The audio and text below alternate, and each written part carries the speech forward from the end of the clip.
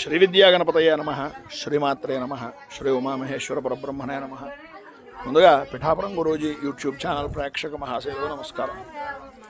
పరమ పవిత్రమైనటువంటి భారతీయ సంస్కృతి సనాతన ధర్మంలో విదేశాలు దేశ విదేశాలు వెళ్ళి అనేక మంది అనేక చల్లని ప్రదేశాల గురించి ఎదురు చూస్తూ ఉంటారు.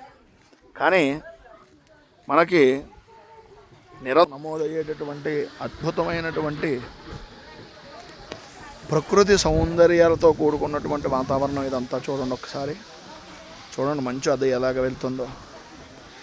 మేఘాలయ దగ్గర ఉండేటటువంటి చిరపుంజి అనేటటువంటి దగ్గరలో ఉన్నాం.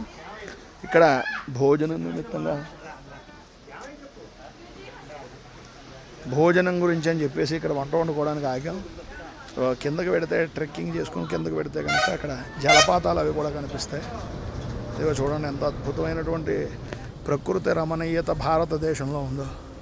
మన భారతదేశం మన గొప్పతనం ఖచ్చితంగా తెలుసుకోవాలి.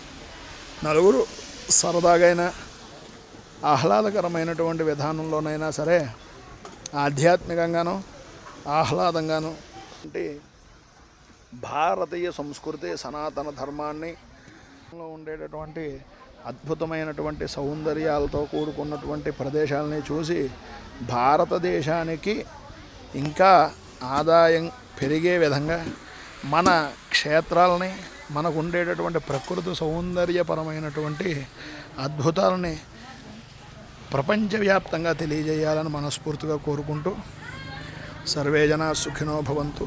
స్వస్తి.